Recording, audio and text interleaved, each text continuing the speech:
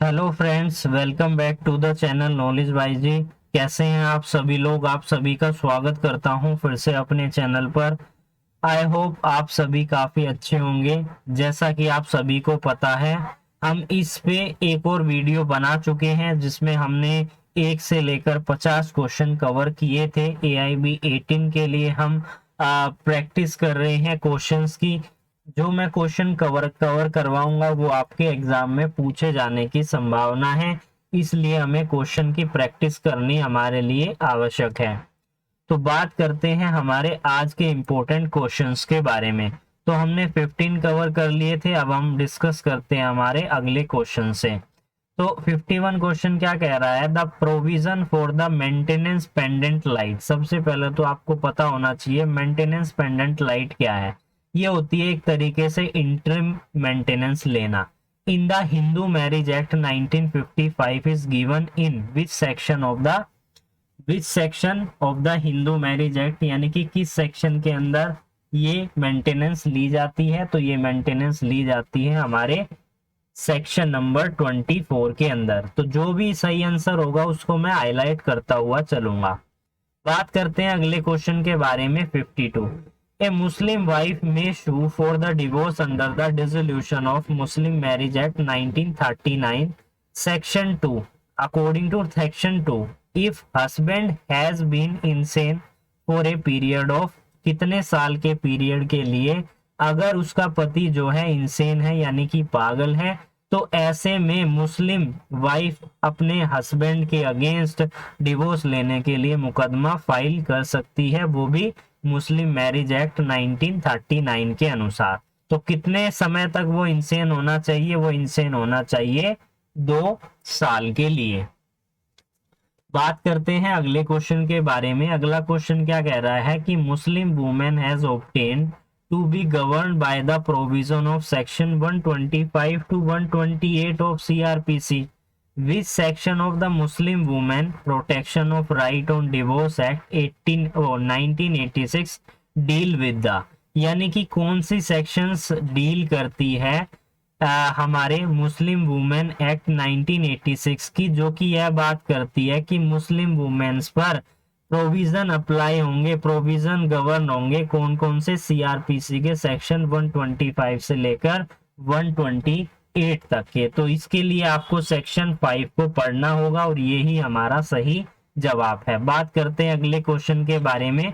Which of the following is not ground for a void marriage under the section 11 of Hindu marriage act, यानी कि Hindu marriage act के अंदर section 11 के अनुसार marriage void होगी, इसका कौन सा ग्राउंड नहीं है? Bigamy, degree of prohibition relationship, sapinda relationship और चाइल्ड मैरिज। बिल्कुल सही, चाइल्ड मैरिज जो है ग्राउंड नहीं होगी किसी भी मैरिज को वॉइड करने का। बात करते हैं अगले क्वेश्चन के बारे में। स्पांडा रिलेशनशिप क्या मतलब क्या होता है? तो इसका मतलब होता है मदर की तरफ से 3 जनरेशन और फादर की तरफ से 5 जनरेशन। तो सेकंड जो है इसका हमारा बिल्कुल सही जवाब है। बात करते हैं अगले क्वेश्चन के बारे में। Which one of the following is not ground A divorce, not ground of the divorce in HUMA, यानी कि Hindu marriage act. Hindu marriage act में इन सभी में से कौन सा ग्राउंड नहीं होगा डिवोर्स का? Mental disorder, venereal disease in a communicable form, incurable unsound mind, living separately for less than 3 year. तो ये हमारा ग्राउंड नहीं होगा, इस रीजन पर जो है डिवोर्स नहीं मिलेगा।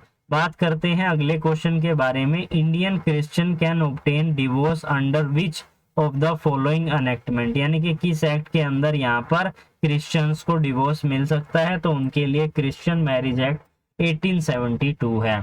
बात करें अगले क्वेश्चन की। Section 12 of Hindu maintenance and adoption act 1956 deal with, तो वो किस चीज से डील करता है? एडॉप्शन के प्रभाव से।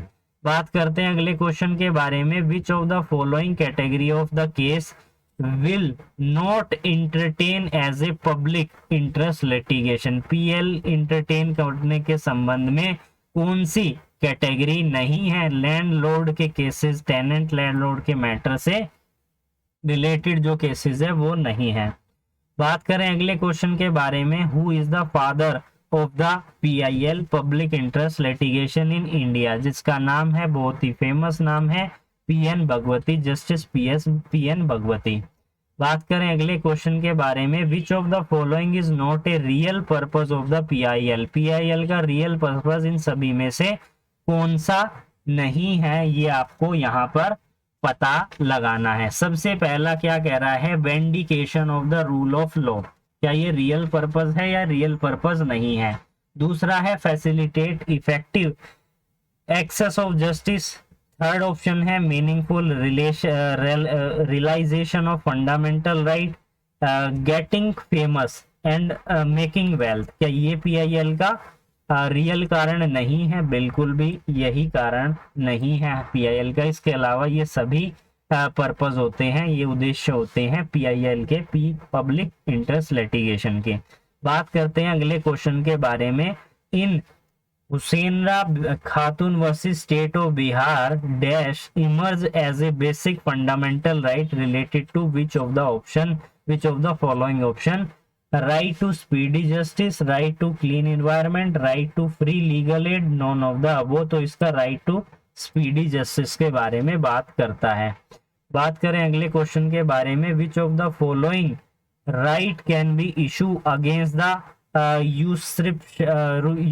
यूस्क्रिप्शन ऑफ पब्लिक ऑफिस, तो इसके लिए कौन से रिट इशू होगी, mandamus, certiorari, quo warranto, prohibition. तो इसके लिए हमारे रिट अप्लाई होगी क्वा वारंटो, क्योंकि पब्लिक ऑफिस की बात कर रहा है, तो पब्लिक ऑफिस को कोई होल्ड किए हुए है तो उससे पूछा जा सकता है अगर वो एलिजिबल नहीं है। बात करें अगले केस के बारे में, रिज्ड वर्सेस बिल्डविन केस किस चीज से संबंधित है, ये हमारा संबंधित है नेचुरल जस्टिस से। बात करें अगले क्वेश्चन के बारे में, ओडी एल्ट्रम पेट्रम, ओडी एल्ट्रम पेट्रम मीन्स क्या है, a person can not be condemned without being hearing, a adjudicating authority must give a speech order, no man can be judge in his own case, no one should be fear the court। तो इसका first option जो है बिल्कुल सही है, यानी कि हर एक को सुना जाएगा, बिना सुने जो है किसी को नहीं छोड़ा जाएगा, यानी कि ये कहना है कि हर पार्टी की बात सुनी जाएगी। Rule made by the BCI bar council of India in exercising it rule making power under which act, advocate act 1961, 1951, 1954 और 1964। तो हमारा एडवोकेट एक्ट है कौन सा, 1961। बात करें अगले क्वेश्चन के बारे में, एन एडवोकेट में while practice take up teaching of law in an educational institution which is affiliated to a university so long as the hour during which he is so engaged in teaching of law do not exceeding how much time or hours in a day, यानी कि एक दिन में कितने घंटे तक वो पढ़ा सकते हैं। तो इसके लिए 3 घंटे का समय दिया गया है किसी भी एडवोकेट को, अगर वो law as a law teacher कहीं पर नियुक्त होते हैं या टीचिंग करते हैं, लॉ को पढ़ाते हैं।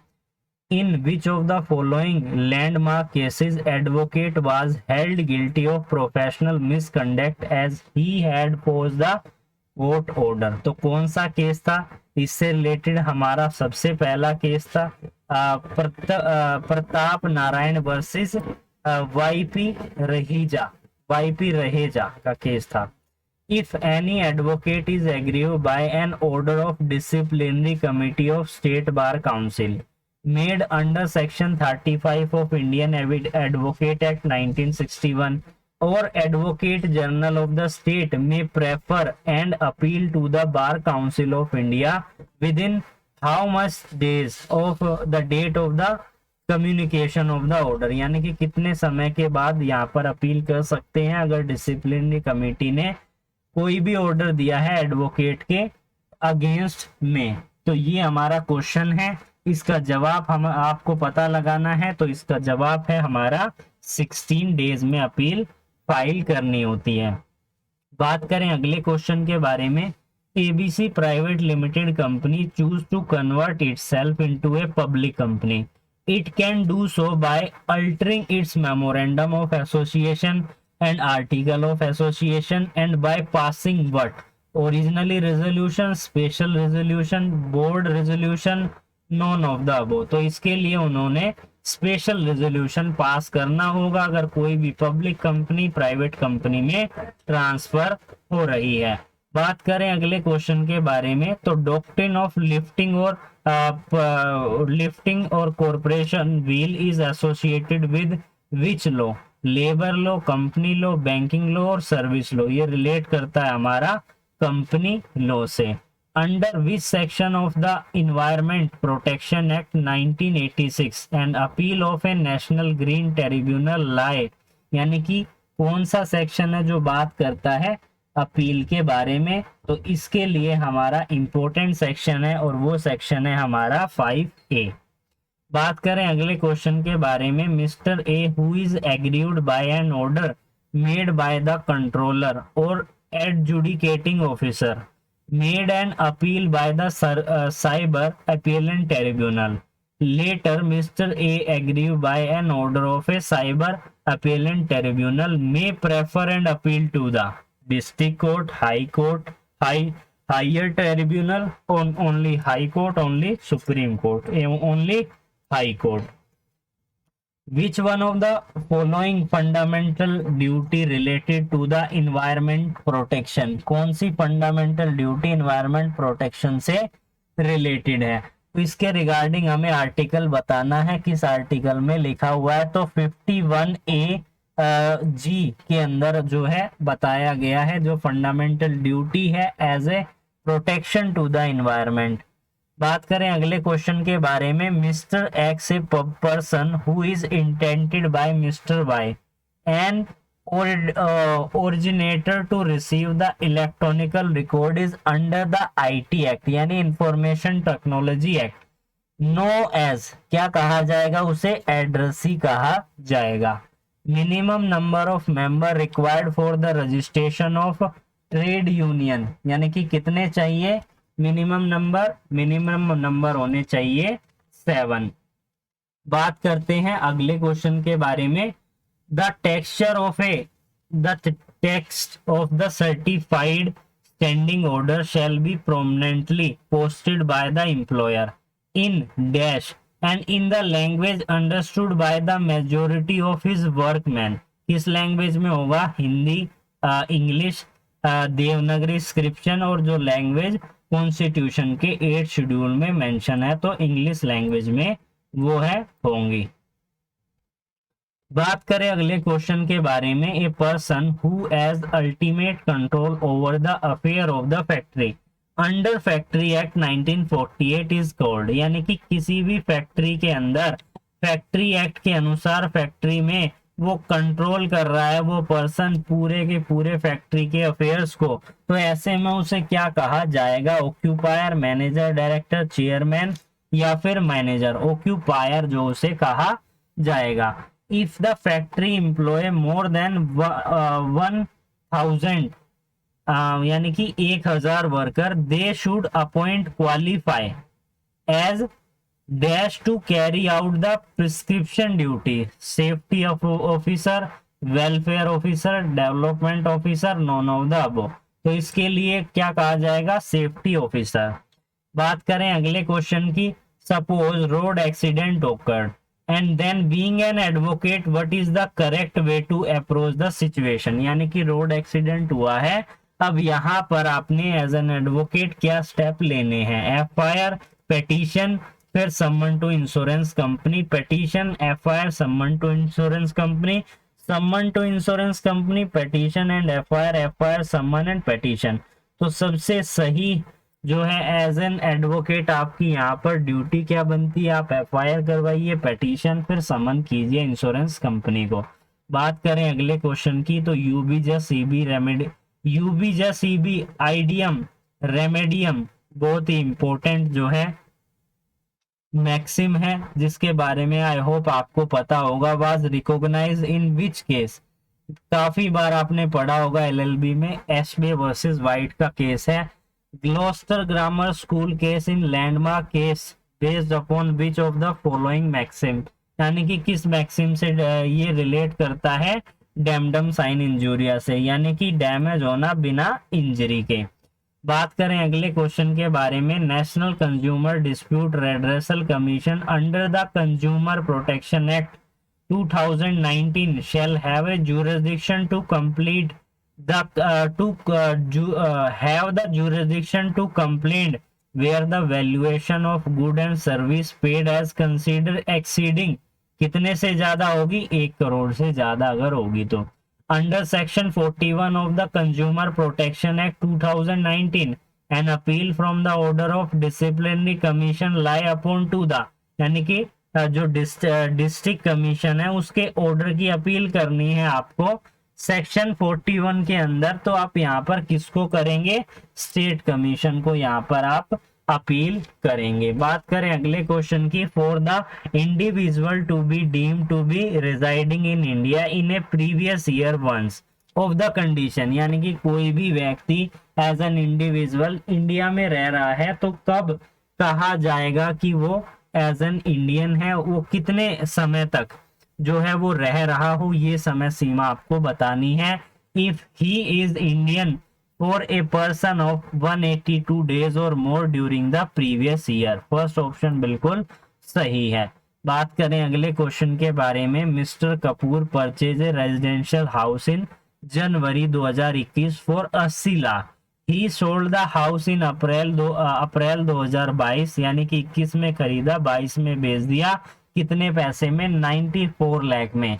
इन this case the gain of 14 lakh, जिससे उन्हें 14 लाख रुपए बचे, arise on the account of sale of residential house will be charge to be tax under which of the following head, यानी कि किस तरीके का ये टैक्स, किस तरीके का ये जो पैसा यहाँ से इसने कमाया है ये टैक्सेबल होगा, क्या चार्ज लगेगा, income from capital gain, income from house property, income from profit and gain from the business और profession, income from the other sources, तो income from capital gain consider किया जाएगा। Mister Manjot is trade supplier good from his Mrs Singh trader, the office of a firm is located in Delhi whereas its godown is located location in the state of Uttar Pradesh, Punjab and Jammu and Kashmir respectively. Mrs. Singh trader made following interstate supply from different state during the current financial year. तो अब यहाँ पर ये जो है बताया गया है, इसके अनुसार अब वो कहाँ पर कर सकता है, यानी करंट फाइनेंशियल ईयर क्या होगा, दिल्ली टैक्सेबल सप्लाई 21 लाख रुपए, Punjab exam supply 6 lakh, Uttar Pradesh taxable exam supply 3 lakh each respectively, Jammu and Kashmir taxable exempted supply 8 lakh और 3 lakh respectively, ascertain the shoot in which mister Manjot is required to take the registration in GST, यानी कहाँ पर वो registration करवाएंगे, तो वो दिल्ली, उत्तर प्रदेश, जम्मू एंड कश्मीर में करवा सकते हैं। बात करें यहाँ पर अगला क्वेश्चन है, पूछा गया है कि जो हमारी जीएसटी स्लेब होती है उसका एक्चुअली में क्या सीक्वेंस होता है, 5/12 0/5/12 18/26 0/6/12 18/28 0/5/12 18/28 0/5/12 16/28, तो जो होता है वो होता है हमारा 5/12 18 और 28। बात करें अगले क्वेश्चन के बारे में, तो B is a proprietor of a newspaper, यानी न्यूज़पेपर का वो क्या है, मालिक है। Publish at A's request a libel upon C in a paper, यानी कि सी के कहने पर ए यहाँ पर एक बी जो एक न्यूज़पेपर का मालिक है वो पब्लिश कर देता है ए की रिक्वेस्ट पर जो है लेबल, यानी कि यहाँ पर न्यूज़पेपर में छाप देना कि कुछ, upon C in a paper, A agree to indemnify B against the consequences of publication, उसने ये भी कह दिया अगर कुछ भी होगा तो मैं जिम्मेदार हूंगा। All cost and damages of any action in respect therefor B is sue by C, और यहाँ पर एक्चुअली में वो बी जो को जो है शू कर दिया जाता है बाय द सीसी के द्वारा। has to pay the compensation also incurs expenses decide in the light of section 224 यानी 224 of Indian contract act 1872।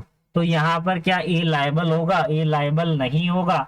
A liable नहीं होगा सी के लिए इंडेमनिफाई करने के लिए, या कोई भी नहीं। ए यहाँ पर लायबल नहीं होगा बी को इंडेमनिफाई करने के लिए। बात करें अगले क्वेश्चन के बारे में, person whom the agent named to act for the principal in the business of agency under the express or implied authority to the name is called sub agent। what is the name? sub agent। a dash injection यानी कौन सी injection इन सभी में से file की जा सकती है? Can only be granted by the degree made at the hearing upon the merit of the shoot. The defendant is thereby perpetual enjoined from the assert of any right or from the commission of any act which goes to contrary to the right of the plaintiff। तो ये कौन सी जो है injunction file कर सकता है?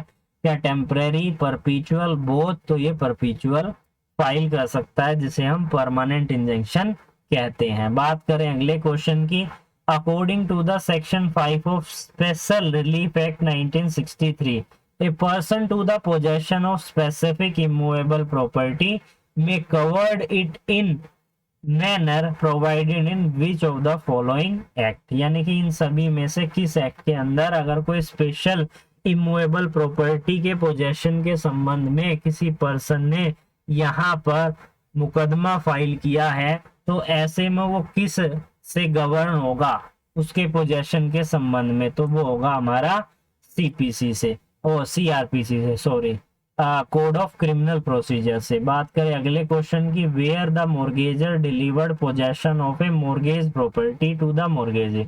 यानी कि मोर्गेजर ने प्रॉपर्टी दे दी किसको? मोर्गेजी को। मोर्गेज प्रॉपर्टी के संबंध में पोजेशन दे दिया मोर्गेजी को। and authorize him to retain such possession unless payment of the mortgage money and to receive the rent and profit accrue from the property in lieu of interest or in payment of the mortgage money। the transfer is called what is called? transfer is called fourth option। in which of the following case it was decided that the contract with a minor is void। किस case में कहा गया है कि minor के साथ अगर contract करेंगे तो वो वॉइड हो जाएगा? वो कहा गया है मोहरी बीबी वर्सेस ब्रह्मोदास घोष के केस के अंदर। विच of the following is correct with the respect of declaratory degree under the specific relief act. किस में कहा गया है? कौन सा इसका सही है? बिल्कुल थर्ड ऑप्शन जो है इसका बिल्कुल सही जवाब है। बात करें अगले क्वेश्चन के बारे में, तो अगला क्वेश्चन हमारा क्या कह रहा है? अगला क्वेश्चन यह कह रहा है कि इन सभी में से कौन सा नेगोशिएबल इंस्ट्रूमेंट नहीं है? Which of the following is not negotiable instrument as defined under the negotiable instrument act 1881। Promissory note है, बिल ऑफ एक्सचेंज है, चेक है, बिलिंग रिसिप्ट नहीं है। बात करें according to the right to the fair compensation transparency in a land acquisition rehabilitation resettlement act 2013 appropriate government can acquire the land for which of the following purpose। इन सभी में से किस purpose के लिए यहाँ पर गवर्नमेंट लैंड को ले सकती है? कौन सी सीक्वेंस सही है? क्या सभी के लिए, एक के लिए, दो के लिए, तीन के लिए? ये हमारे ऑप्शन है। फर्स्ट क्या कहता है? For strategic purpose related to the naval, military, air force and arm force of union ले सकता है। Project for the water harvesting and water conservation structure sanitation ले सकता है। Project for project affected family ले सकता है। Project for the sport, health care, tourism, transportation और स्पेस प्रोग्राम इन सभी के लिए ले सकता है। तो इसका जो लास्ट है बिल्कुल सही जवाब है।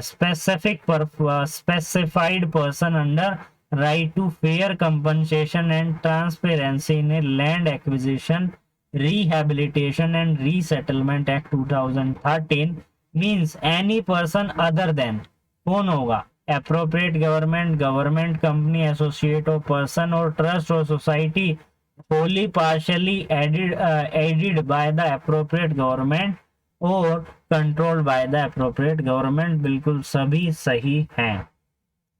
बात करें अगले क्वेश्चन के बारे में, which shall be registered to of trademark for the purpose of Trademark Act 1999। तो control journal of patent design and trade is the right answer. बात करें अगले क्वेश्चन की, which one of the following is not a IPR, यानी कि intellectual property. IPR की full form क्या है, आप हमें कमेंट सेक्शन में कमेंट जरूर कीजिएगा। क्या है, which of the following is not the type of IPR? क्या है? कॉपीराइट है, पेटेंट है, डिजाइन है, हिस्टोरिकल इंडिकेशन है। तो हिस्टोरिकल इंडिकेशन इसका बिल्कुल सही जवाब है।